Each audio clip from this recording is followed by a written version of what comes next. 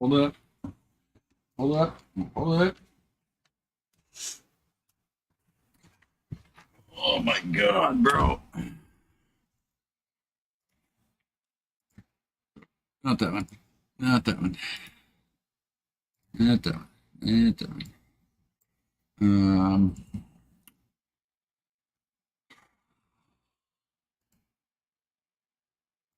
No, not do that.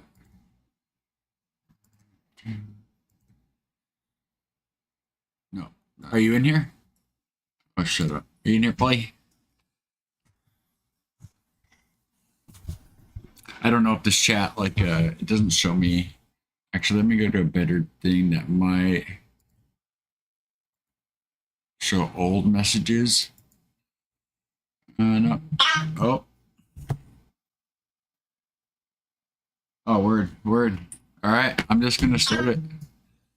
All right. Let me mute this though. So you don't hear that. I'm not gonna try to talk too much during it. There'll be a lot of party Tell me days if you later. need the volume up. But right now, I'm dead. Like, that guy clearly, in the best way, didn't give a fuck. So he would do jokes that he knew Am I gonna were going cry? to get nothing. When he smiled, I could picture him as a child. You get more than a joke and a laugh. My phone will be You get that tone, you get that attitude. text. There is that invisible connection. Deep down, he was actually very, very shy. Why can't unfunny people die? Fuck, man. Norm Macdonald was an acquired taste, never afraid to take We need risks to and turn it push up. the boundaries of the audience expectations. His long rambling jokes and deadpan delivery left some bemused, yet his sharp wit and unexpected punchlines, accompanied by a mischievous smile, would result in him becoming one of the most beloved comedians of the Sorry. last 30 years. That's probably really He loud, passed maybe. away Sorry. from leukemia on September the 14th, sorry, I forgot I had something 2021 at the age of changed. 61. We all edited His it. death would come as a shock to many as he hid his 10-year struggle with cancer from the public, preferring to face That his should be illness better. alone, not wanting to become a figure of pity Sorry. to his peers and audience. Death had been a subject which Norm had contemplated deeply throughout his life, possibly fueled by the stark bleakness of the surroundings in which he grew up in. So when you grew up, what'd your folks do? Well, my dad, we were like real poor and stuff. But later, my dad became like a teacher, so we had a little bit of money. But Yeah. we lived like on a rural With animals? farm. It was a dead farm. Yeah. It was my father's farm, but that by this point it had become dead. But it was interesting because everyone was old where I lived except me and my brothers. So I was with old men all the time. Yeah. But I liked them a lot. Yeah. I really liked them. Do you still like old people? Love them. I love super old people because it's like it helps you with perspective. You know what I mean? 'Cause Yeah. Norm was born on October 17th, 1959 in Quebec City, on the cusp of the intense cultural change in French Canada. A primary change was an effort by provincial government to take more control over the fields of healthcare and education, which had previously been in the hands of the Roman Catholic Church. Although he grew up in this largely French-speaking area, Norm's father would forbid the family from learning French, possibly a resistance to the newly titled Québécois of French Canadians trying to create a separate identity from both the rest of Canada and France, and establish themselves as a reformed province. Norm's father, Percy Lloyd MacDonald, was born in 1916, so Is he that had his father first-hand or experience Norm? of the Great Depression, and though he never spoke much about it, his values and beliefs were informed by that difficult period.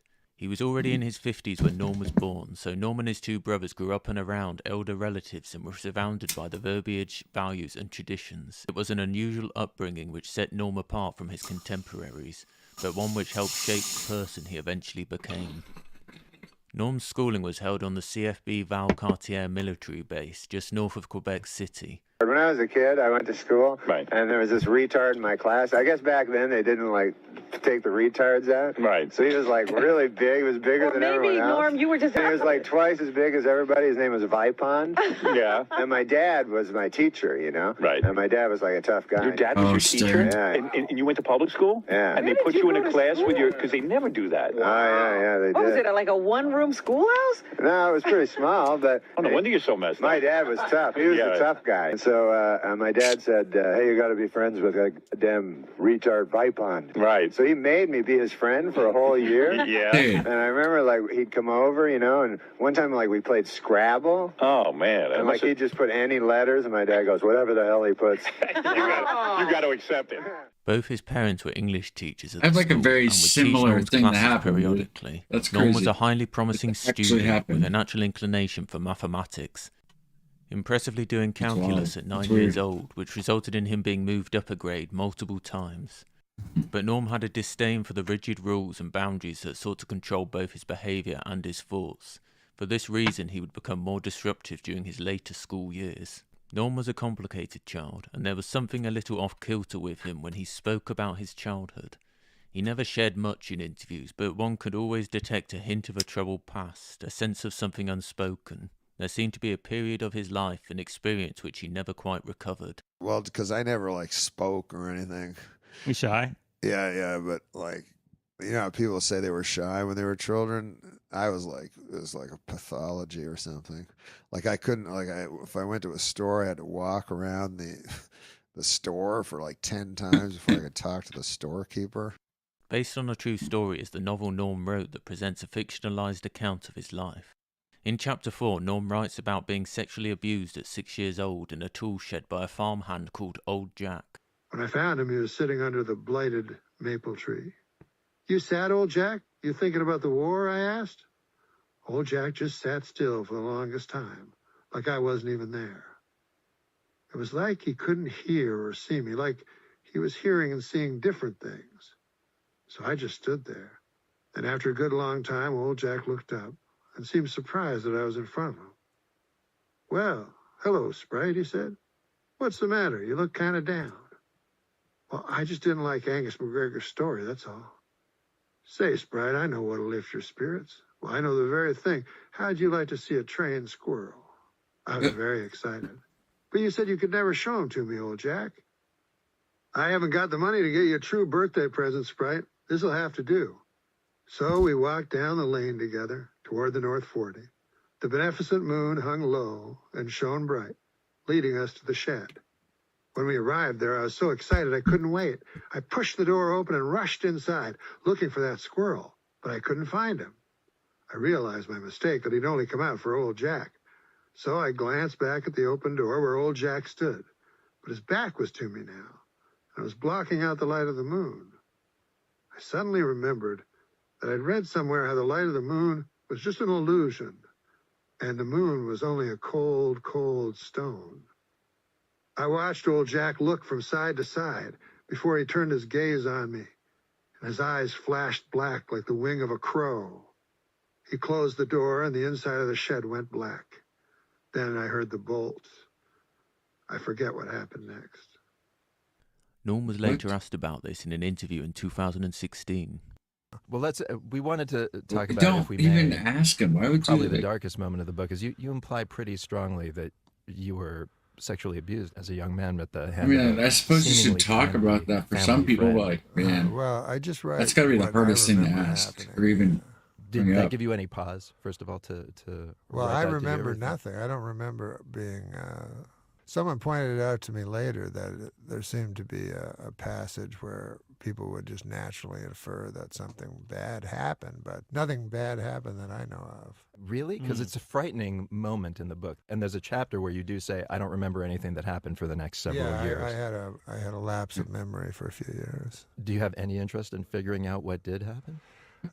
No, I would. If something terrible happened, why would you want to remember something awful? Like you tell me. you never have a recovered memory that's good. You never go, I used to like blueberry pie. You know what I mean? It's always something horrifically violent or sexual. So I don't need that. I have enough trouble in life.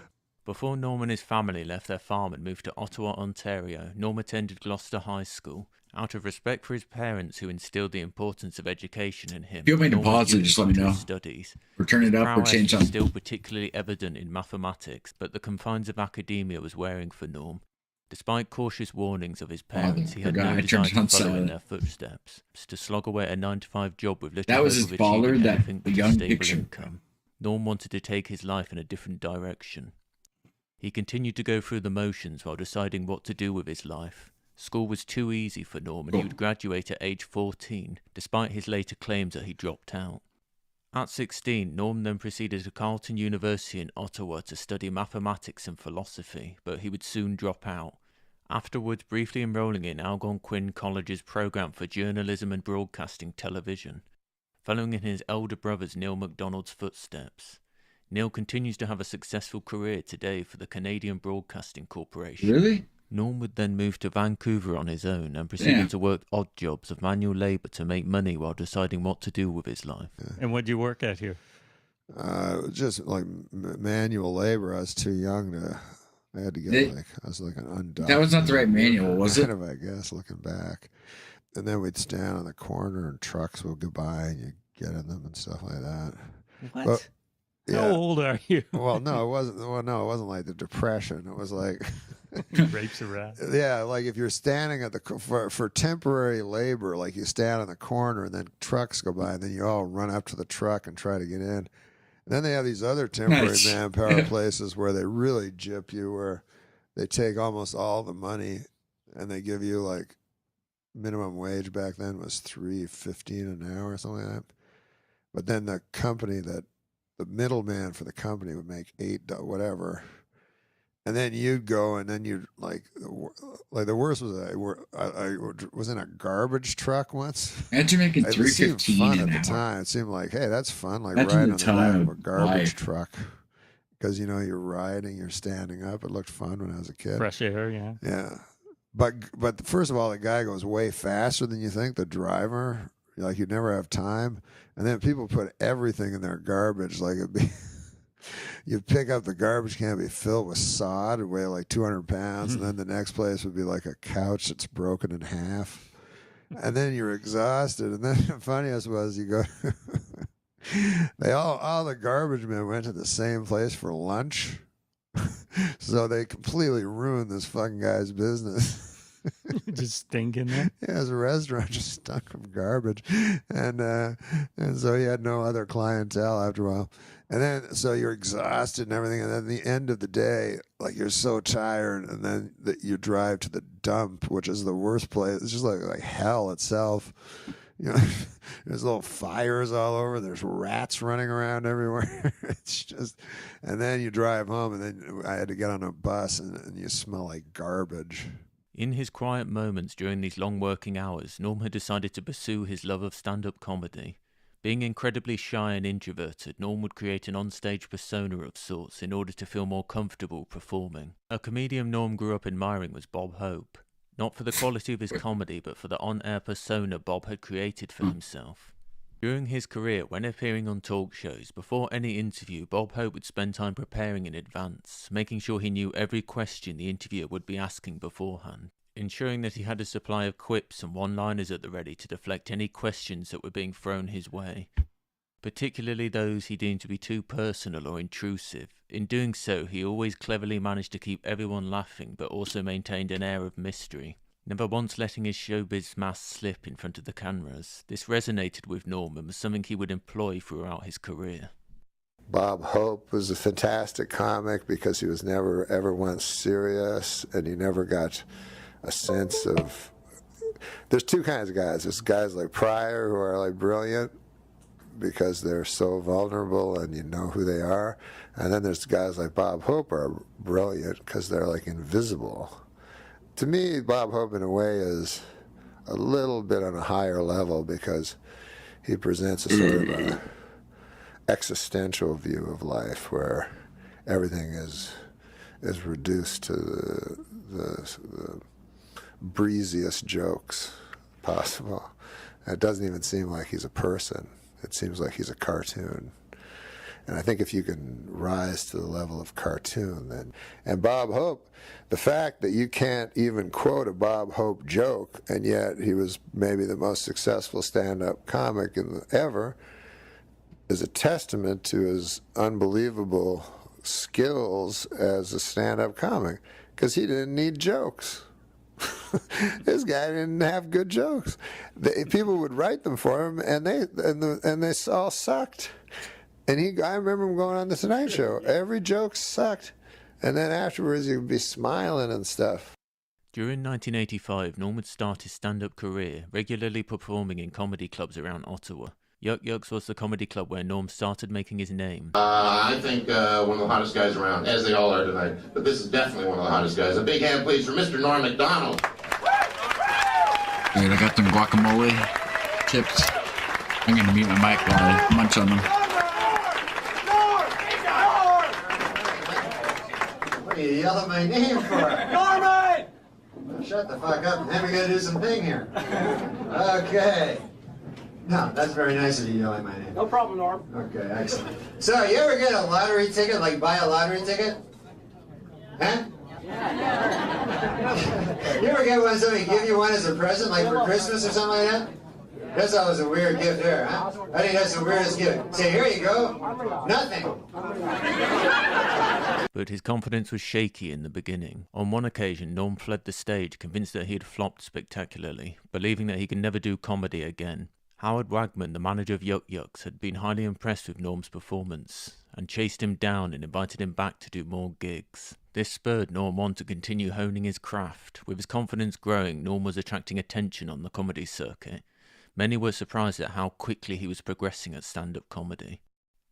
It was also at Yuck Yucks where Norm met his future wife-to-be, Connie Valancourt, who was waiting tables. After a short courtship, the pair would marry. Within just 6 months in 1986, he was heralded by the Montreal Gazette as one of the country's hottest comics, after his performance at the Just for Laughs Comedy Festival in Montreal. But in the same year came Norm's first bout with cancer, which threatened to derail his promising start in the industry. This resulted in Norm taking a year off for treatment on his stomach cancer diagnosis. Yeah, that's where it started. Interview for the Montreal Gazette, Norm shared with Bill Brownstein how a diagnosis of cancer had given him a new perspective on life. He told the reporter that he had initially attempted to joke about it in his stand-up act, though no one believed him. Subsequently, he quit smoking and his comedy material took on a brighter outlook. After making a full recovery from cancer, Norm was eager to get back out on the road and try his material out on new audiences, so he embarked on a journey, crossing the border from Canada into the United States, performing wherever he could. The American audiences took to Norm's unique comedy style. The next couple of years saw Norm regularly work in the LA comedy circuit, soon attracting the attention of a few casting directors. His big break came in the form of a spot on the popular variety show Star Search, hosted by Ed McMahon. Ed McMahon was best known as the long-running sidekick to Johnny Carson on The Johnny Carson Show. Remembered fondly as the human laughter track, as his laughter had a way of ensuring Carson's jokes didn't fall flat. As Norm warily took to the stage, Ed McMahon watched in rather stern silence from the wings. Norm wasn't expecting a rapturous reception, but his set fell on surprisingly deaf ears, winning just 3/4 of a star. He recalled looking across to Ed McMahon at one point and being met with a fierce glare, making it all too clear his performance had not hit the mark, as trusty old Ed wouldn't even muster a fake laugh. And she said they have an opening for a comedian tonight. You'd have your own half-hour special and a comprehensive dental plan. It's such a good opportunity, dear. But, Mom, I'm not a comic. I'm a healer. Just this once, Oh, dear. fucking big, man. Do it for your Jesus. father's sake. He'd be so proud.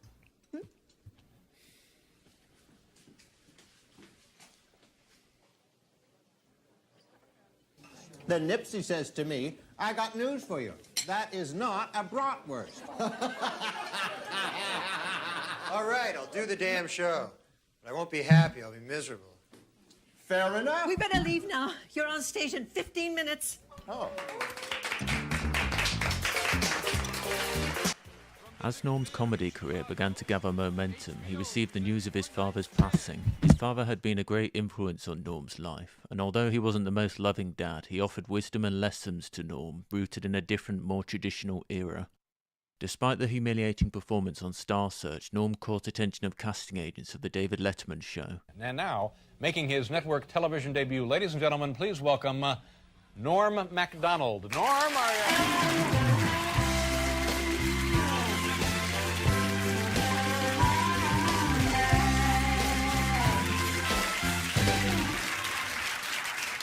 Well, thanks. Good to be here. I've been traveling around a lot, watching a lot of the TV, you know, and you've seen these new sports on the TV where they'll try to combine two sports together and make up a new sport. You know, like a guy will run a 100-yard dash and then fish.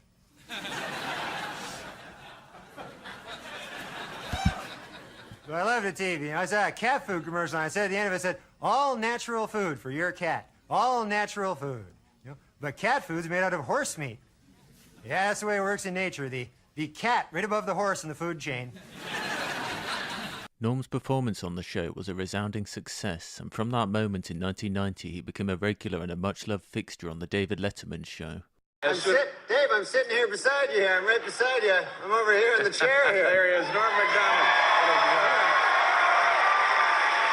He was so well received that he was then invited onto the Conan O'Brien show, where his unique brand of humour was once again embraced by the audience and Conan himself. Do you have a scene where you and him embrace? Yeah, lots of making out. Oh, for God's sake. Nothing but making out. All right. It's like 9.5 weeks, but carrot top. Basically what we were doing. Wow! I gotta check out that movie. Is it called 9.5 Seconds?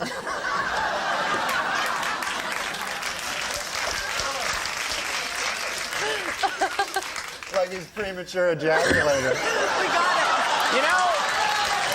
You know what happened? This is what happened. You know what happened? He said 9.5 seconds, and I'm looking at him because I know there's more. And I wait, and I see the glimmer in the eye, and then bang! I thought you were going to, but no. But what's the movie going to be called? Really? I know what it's going to be called. Yeah, what's that? If it's got Carrot Top in it, you know what a good name for it would be? What's that, Norm? Box Office Poison. She's in it. What about my career? Courtney Thorne-Smith, the girl sitting to your left, is in the movie. I'm going to go see it for fun. After you scare everybody else away? No, I love this girl. I would see any movie with this girl in it. She's a beautiful lady and a talented, nice talk show guest. Okay. As evidenced by her appearance on our rival show.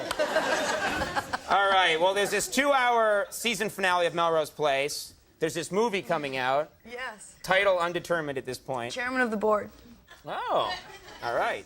Do something with that, you freak. I bet the board is spelled B-O-R-E-D.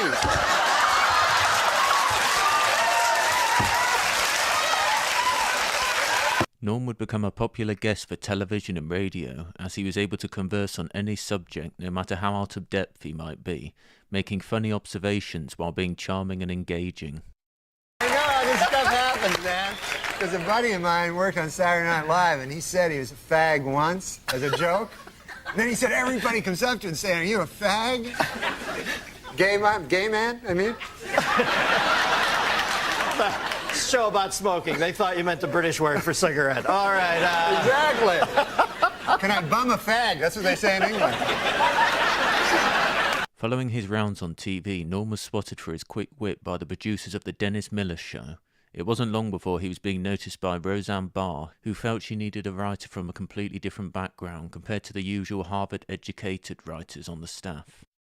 In 1992, Norm and Connie had their first and only son together, Dylan. It was always a source of great pride to Norm that he was a father, and he did his utmost to provide for his son. He ensured Dylan had the best education, claiming he wanted him to have the experiences and opportunities that he himself had never had. After a short period writing for Roseanne, Norm's big break came in 1993 when he joined NBC's Saturday Night Live. After being initially hired as a writer, Norm eventually became a cast member and would spend a total of 5 seasons on the show. Hey, check out the podium. Look at this. Mr. Reynolds has apparently changed his name to Turd Ferguson. Yeah, that's right. Turd Ferguson. It's a funny name. Yeah! What happened? What happened? Did the bear get him? I'm not wearing my glasses. Yeah, the polar bear killed Jay. What do you mean you weren't talking to me? You were looking right at me. Who you call Mr. Dictionary? We're at the Red Lobster there, Paul, and I'm enjoying what I always get there. You know what I always get, the fisherman's platter.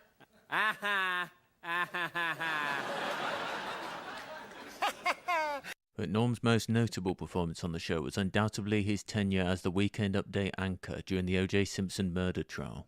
He would compound O.J.'s So guilt every good. week on this segment.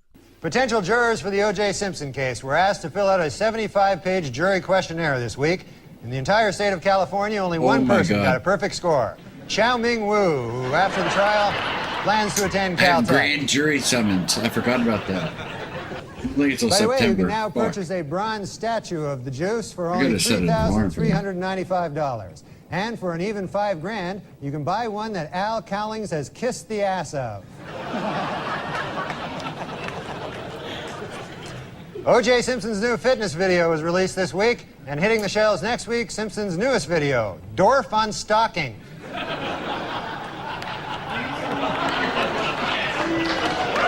did it. The crowd is torn. Yeah.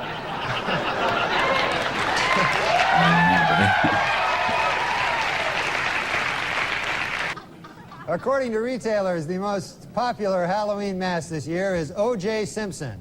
And the most popular Halloween greeting is, I'll kill you and that guy who's bringing over your glasses, or treat.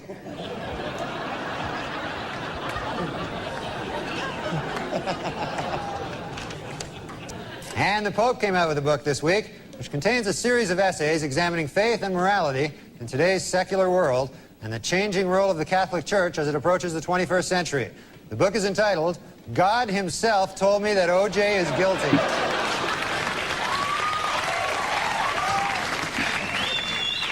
In other book news, Prince Charles released an autobiography in which he states that he never loved Princess Di and that his father pressured him to marry her. The book is entitled, Of Course O.J. Did It. I mean, come on.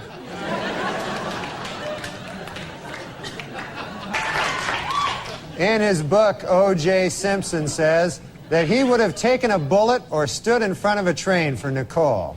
Man, I'm going to tell you, that is some bad luck when the one guy who would have died for you kills you. That's probably... You don't get worse luck than that. And O.J. announced this week that he's coming out with a new book called I Want to Tell You. And if it's successful, O.J. will work on yet another book entitled From Football to Prison, My 25 Years of Showering with Other Men.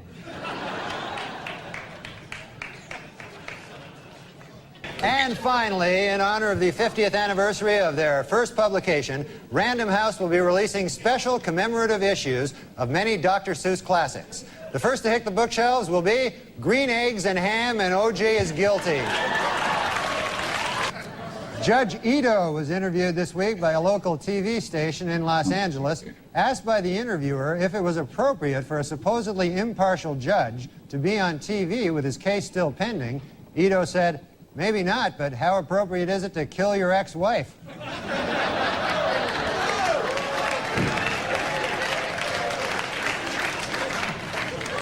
It was revealed today that O.J. Simpson told police that Nicole Brown Simpson used to beat him up. He also claimed that she and Ron Goldman killed him.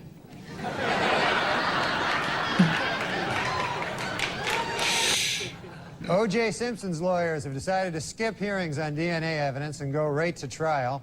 Asked why they did this, the lawyers replied, we want to get O.J. acquitted as speedily as possible so he can get back to doing what he does best, killing people. Well, let's get to O.J. O.J. Simpson's lawyers say they don't want the families of Nicole Brown and Ronald Goldman in the courtroom during the trial. They're afraid the presence of the family members will just remind O.J. of how much more killing he still has to do.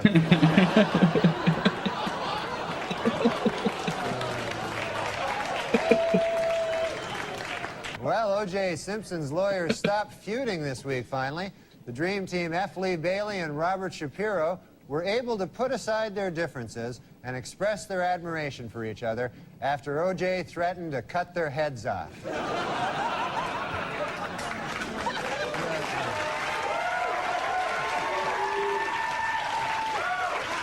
According to the National Transportation Safety Board, sleepy truckers are responsible for 1,000 How long are these deaths O.J. a year. jokes gone In for? second place, O.J. Simpson at 2 deaths a year. It was revealed this week that defense lawyer Johnny Cochran once abused his first wife. In his defense, Cochran said, Hey, at least I didn't kill her like some people I know.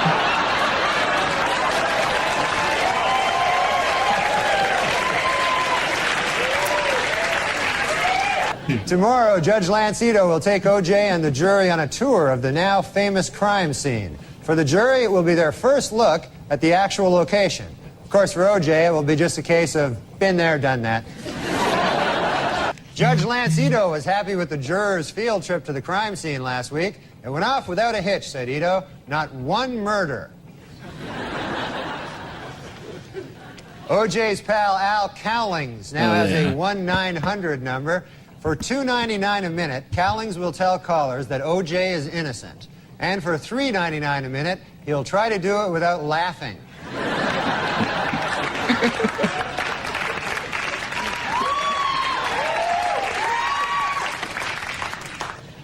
And this week, Simpson defense lawyers questioned witnesses about a half-melted container of ice cream found at the murder site. The Simpson defense has seized upon the ice cream for two reasons. One, it may help fix the time of the murders, and two, it was the only thing in the murder scene without any of O.J.'s blood on it.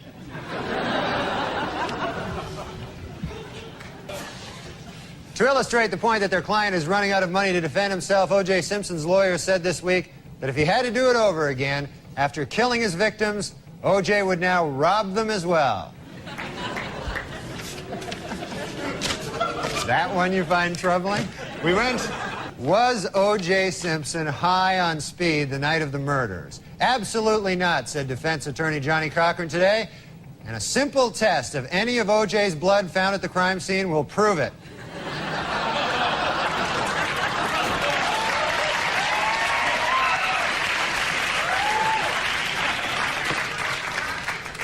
And O.J. pal Al Cowling said this week that in looking for the truth in the O.J. Simpson case, he sometimes talks to a picture of Nicole Brown Simpson, something that in the past would have gotten him killed by O.J. F. Lee Bailey said this week that if the defense only knew what Ron Goldman's last words were, they might be able to find the real killer. You know, if you ask me, Goldman's last words were probably, hey, you're O.J. Simpson.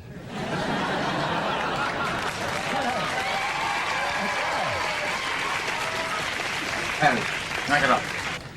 Oh no, O.J. has struck again. How about that? Not a good thing. And in court this week, Cato Kalin testified that O.J. Simpson did not appear angry before or after the period of his wife's murder. But Kalin admitted he could have been a touch edgy while he was actually murdering her. Might have been a...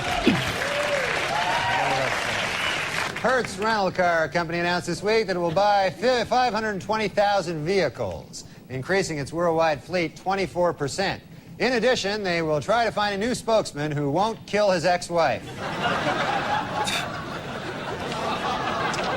It was also during this period Norm suffered greatly from panic attacks, claiming he once had a panic attack while filming his Weekend Update segment. Norm was surprised when he was offered the job of hosting the White House Correspondents' Dinner. He never imagined himself to be the type of person the White House would consider for this position, as Norm had always considered himself to be somewhat avant-garde and was certain that they would be seeking a more traditional type of host. Secretary of State Madeleine Albright, you know, media mogul Rupert Murdoch, you know, broadcast legend Larry King, you know, pornographer Larry Flint, you know, Dick Morris. The list is starting to drop off a little, folks, but still, you get the idea. It's daunting. And of course, it was very inspiring to see President Clinton up here on crutches making a speech. I mean, I thought that was just amazing, you know. I mean, it's been difficult for the president. You know, he can't jog now, and he needs help getting around, and he's still, you know, occasionally suffers great pain, you know.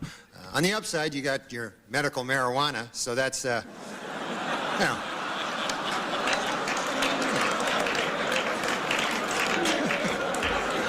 You must inhale, sir. It's the only way you're going to get better. It's...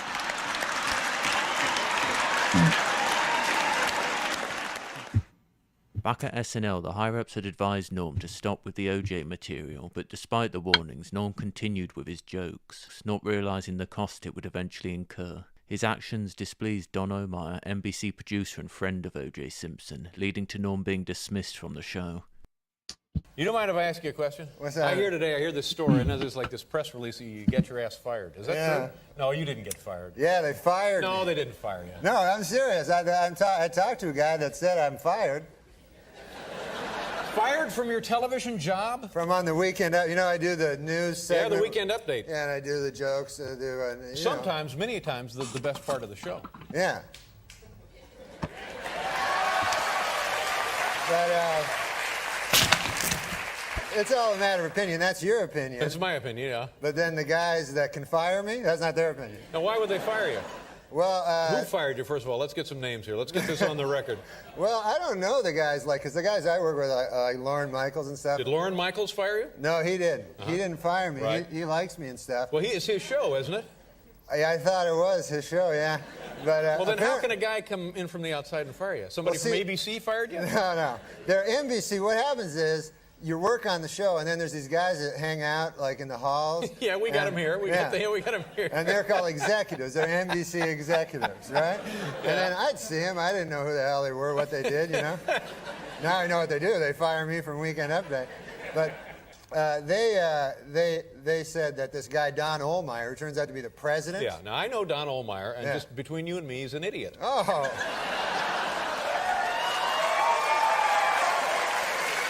I was hanging out and stuff, and then hell yeah, hey, Dave. you got to call this dude Don Ohlmeyer, who's the president of the network. Don Ohlmeyer is the president of NBC. Right. And they're telling you you've got to call Don Ohlmeyer. Yeah. He tried to get in touch with you, and they said, please call Don Ohlmeyer. Who tells you to call Don Ohlmeyer? He didn't try to get in touch with me. He said to Lauren, I want this guy off Update, you know.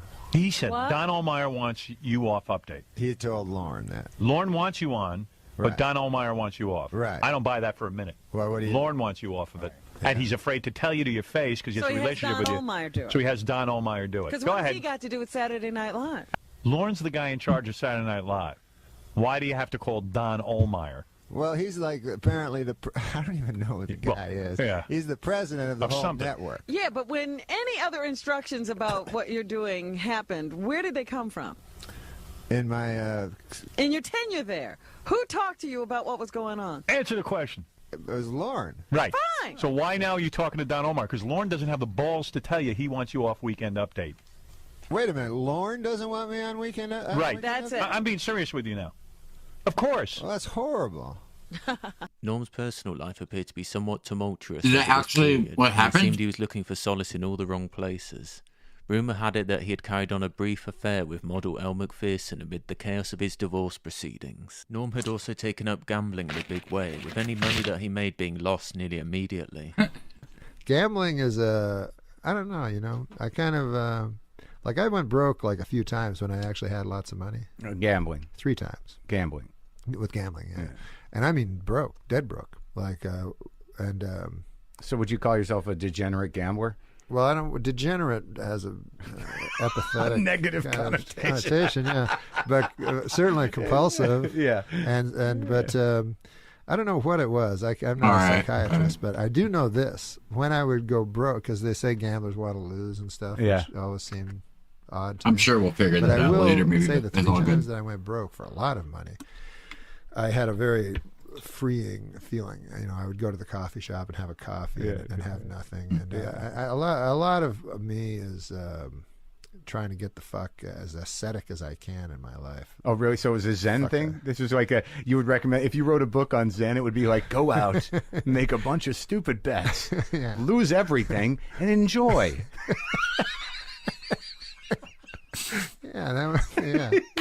Zen and the art of being a retard. But I not because it would bring me peace of mind or anything, but because every when I bought a house for the first time ever. Yeah. And it was like I was walling myself into a fucking mausoleum or something. All of a sudden I'm like, when you what had the money. Fuck. Yeah. Yeah. I'm like, I don't want to be here. Yeah. I don't want a bunch of stuff to have to fucking, mostly because I'm lazy, I Yeah. guess. I don't want to have a fucking footstool because then I have to clean it. I Right. don't know. Right. I No, like to have I as feel the little same as way. possible. Well, it's exhausting because there's is. no end to you become tethered to it and you worry about it. Yeah. You got a house. It's like, who's going to fix that light? Right. Do I got to call a guy? Do I got to hire a guy to call the guy? And Yeah. I'm sure you know, and I know guys, because we're not rich, but we know rich guys. Yeah. That have fucking massive houses and shit, and you go, fuck, it seems like a nightmare. Life after SNL started promisingly for Norm, being offered to write and star in his own movie, Dirty Work, based off a short story by I've Roald never Dahl, seen that. Vengeance Is Mine. Norm's Dirty friend Work? and fellow comedian Bob Saget would Oh, direct. Bob Saget, Filmfellow's bro. longtime No. friend Mitch, played by Norm, and Sam, played by Artie Lang, who started What is Revenge this? for Hire How have I business. not seen this? You fellas have a lot of growing up to do, I'll tell you that. Dirty Work? Ridiculous. The movie received largely negative reviews upon its release and was Barley? financially a disappointment, but has since become a cult classic amongst Norm fans. Bro. Despite the failure of his movie, Norm still had plenty of fans within the industry who believed in his talent as a writer and performer. Fortunately, he was offered another project, the chance Yeah. to write and star in his own sitcom. The Norm Show is about the life of Norm Henderson, played by Norm, a former NHL hockey player who is banned for life from the league because of his gambling and tax evasion. To avoid jail Jesus. time for these crimes, Norm must perform 5 years of community service as a full-time social worker. That's something like regular The series TV, was wasn't met it? with mixed reviews. Michelle Greppy of the New York Post was feel critical like I of remember Norm's this performance, a little bit. stating that Norm brings nothing to the would-be comedy except dead weight. Wait a minute.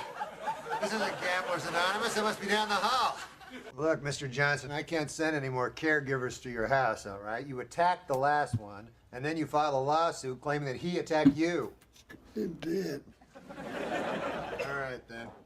Now, because of your lawsuit, I'm not allowed to send another caregiver to your house, all right? But I'm going to give you a number that you can call.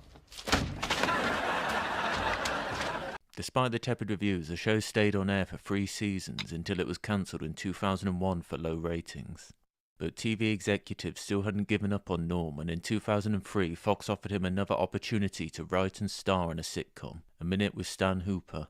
Stan Hooper, played by Norm, a famous newspaper columnist turned TV commentator, moves his family from their New York home to a small Wisconsin town, where he I'm hopes gonna to better pause it real get in quick. touch. I'm throwing Gargamel anyway. It's getting warm.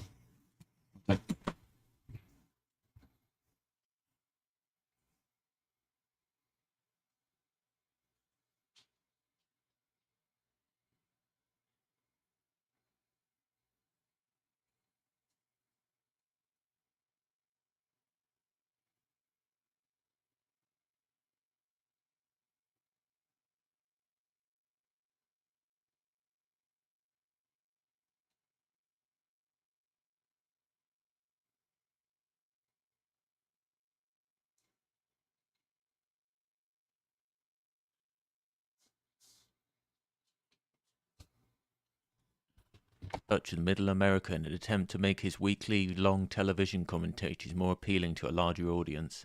Norm had stated it was his goal to lull the audience into complacency and become more subversive as time went on, which included a plan for Stan's wife Molly to be murdered by a drifter at the end of the first season. But Fox cancelled the show before any of these plans could be enacted.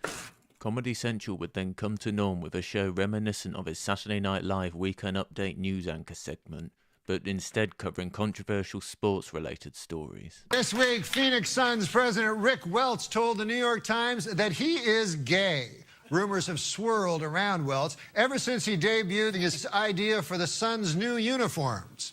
No uniforms.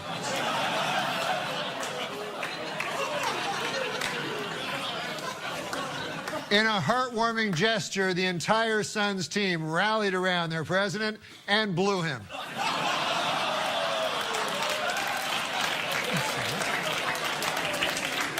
This week, Charles Barkley said that every professional athlete has played on a team with a gay guy. Yet, no active player in a major sport has come out of the closet. What the H?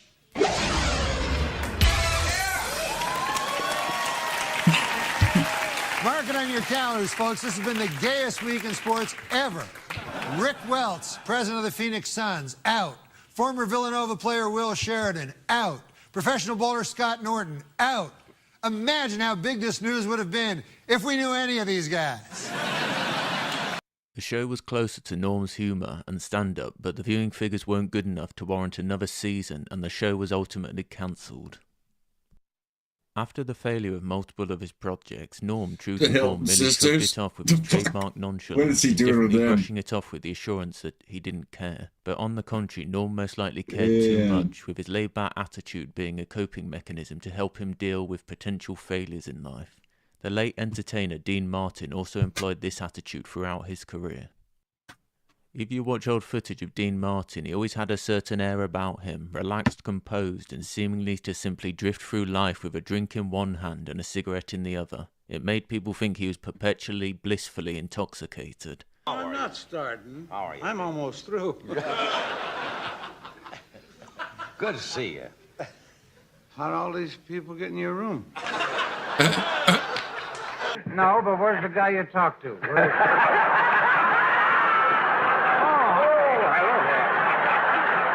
John! That's the way it works.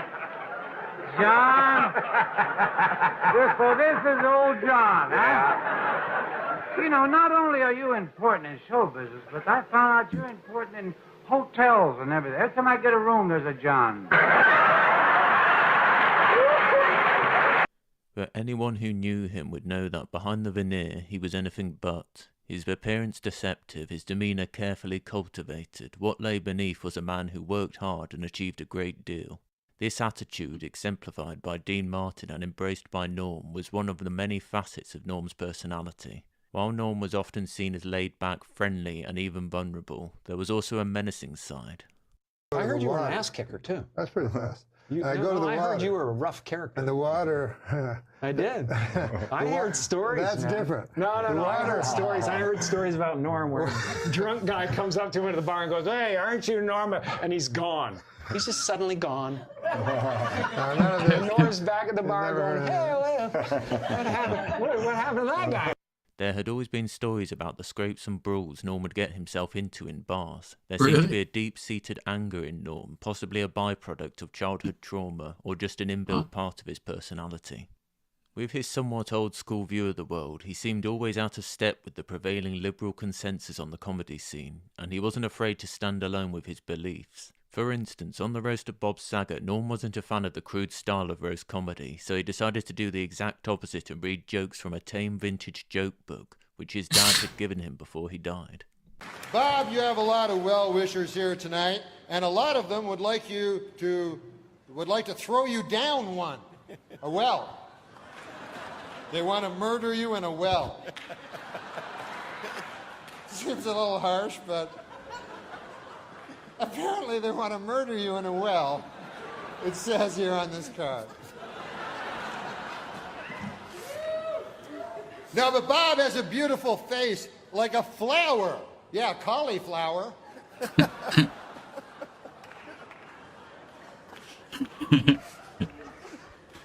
No offense, but your face looks like a cauliflower.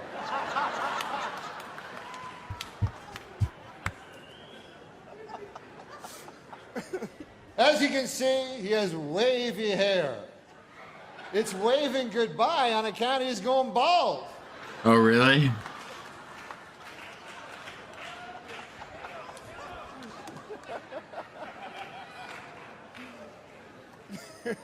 No, I think that Bob should join the Ku Klux Klan. And that's not because he's racist. He's not racist. It's just that he'd look a lot better with a hood over his head on account of his face.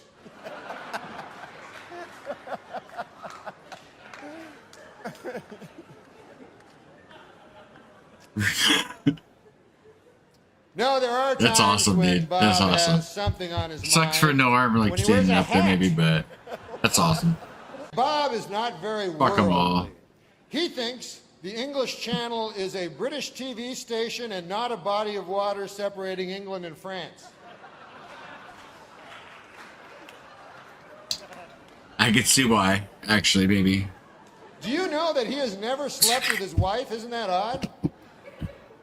He says that it isn't honorable to sleep with a married woman, even though she's married to him.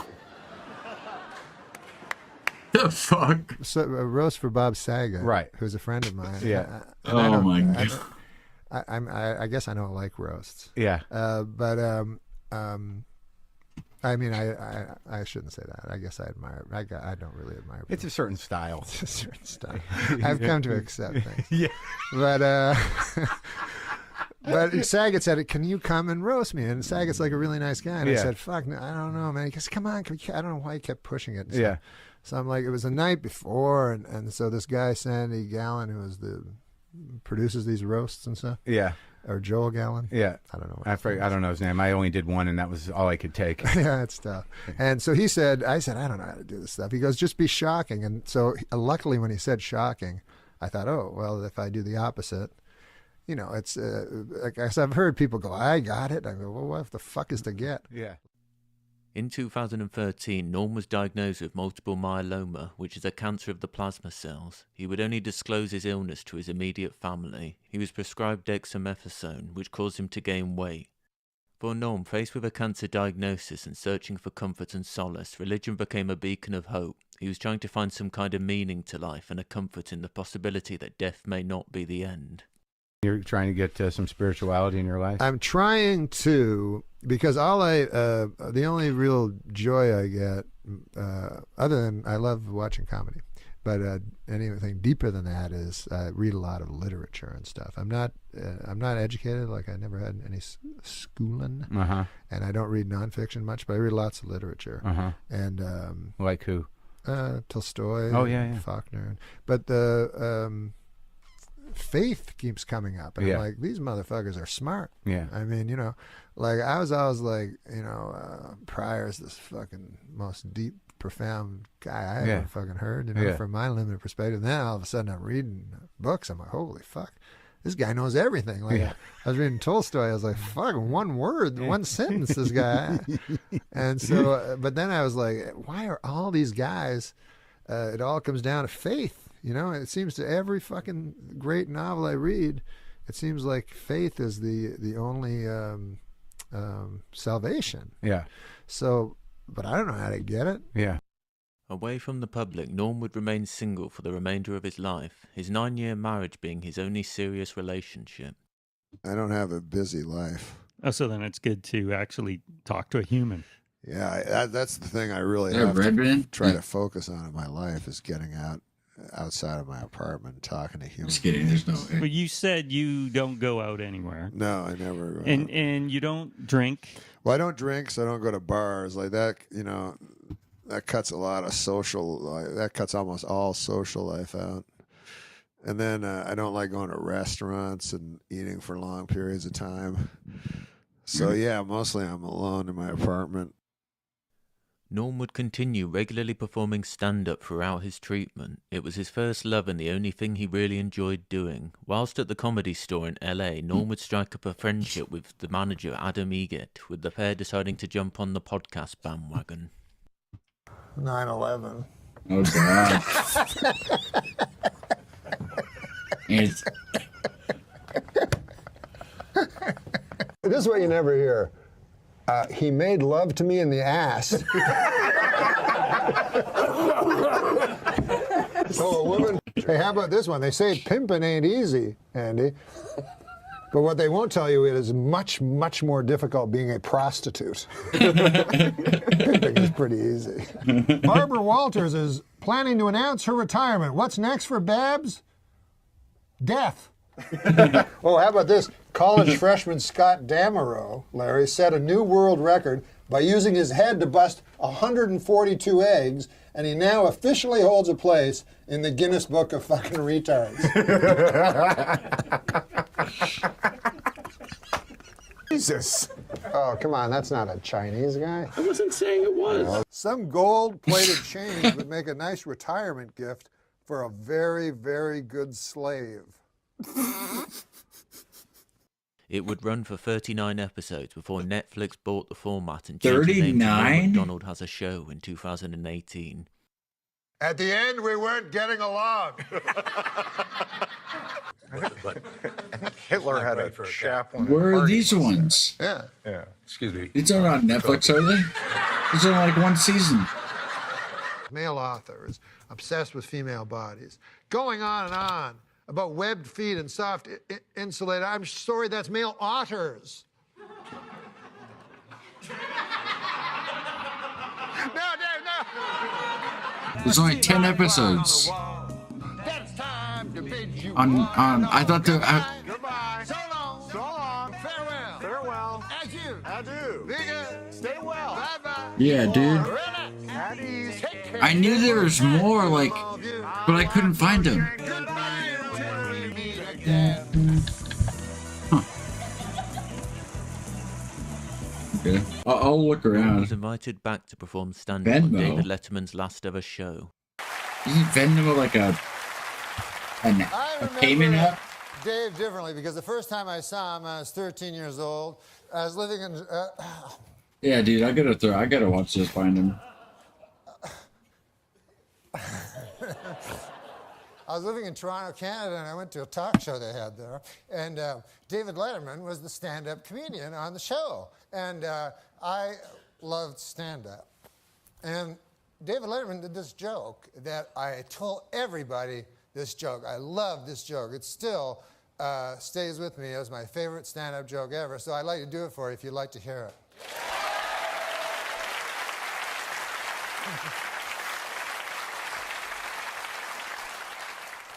He goes, I was on the street the other day and I saw a garbage truck, and on the back of the garbage truck there was a small sign that said, "Please do not follow too closely.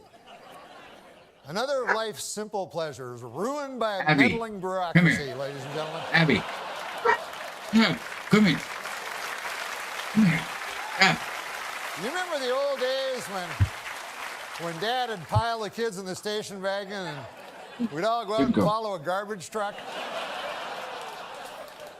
So anyways, I'd just like to say, I know that Mr. Letterman is not for the mawkish, and he has no truck for the sentimental, but if something is true, it is not sentimental, and I say in truth, I love you.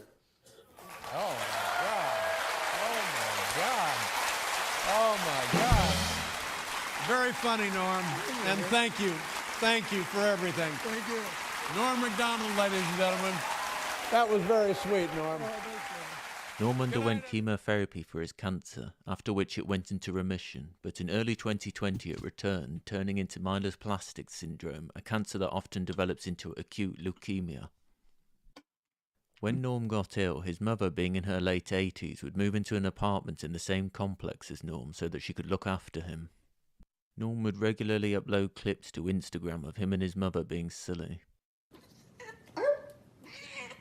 Don't eat me. My friend and I were in a bush one day, and a bear appeared.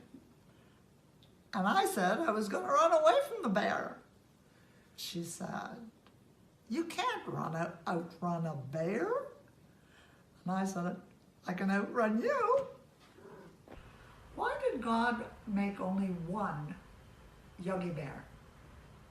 Because when he tried to make a second one, he made a boo-boo. Hey, listen, so we're brought to you by Collagen Water.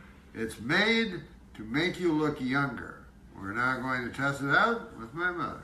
Have a drink, Mother.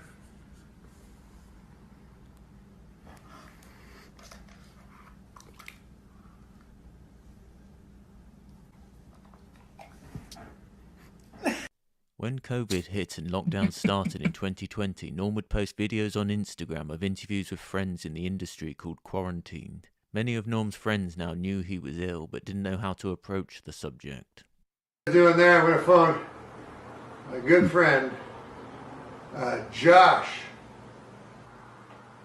Hello? Oh, there you go. Hi, Josh.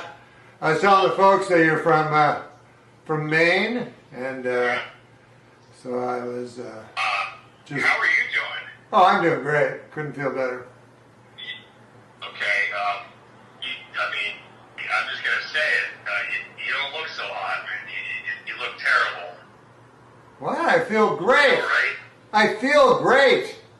All right. Anyway. Norm would also film his last comedy special titled Nothing Special from his living room as venues were shut down due to the pandemic. With his health deteriorating, Norm entered the City of Hope Medical Center in July 2021. This is where he would remain for the rest of his life. And I'm pretty sure, I'm not a doctor, but I'm pretty sure if the cancer dies, I mean, It's if you a tie. die, the cancer also dies at exactly the same time. So that, to me, is not a loss, that's a draw. Gosh. That's a, you know what I mean? It's not like the cancer's going to jump up and go, Uncle Bert's wife. Where is he? I won fair and square. The only thing an old man can tell a young man is that it goes fast, real fast. If you're not careful, it's too late. Of course, the young man will never understand this truth.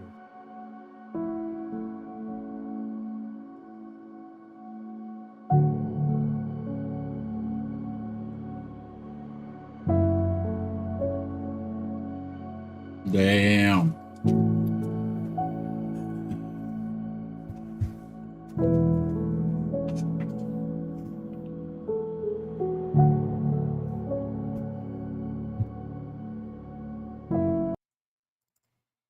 I like it. I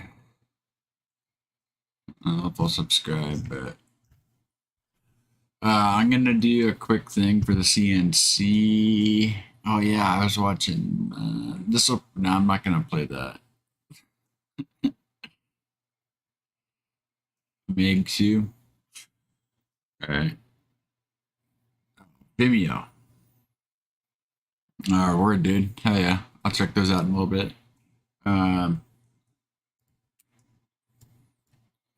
Let me switch something real fast. Actually, I probably shouldn't do this because it is an address. I probably shouldn't stream it. Never mind. Never mind. I was gonna show you making an address sign, but I probably shouldn't just because it's got like the actual name of the road and the address. So. Yeah, I don't want to do that. Not for me. It's for somebody else.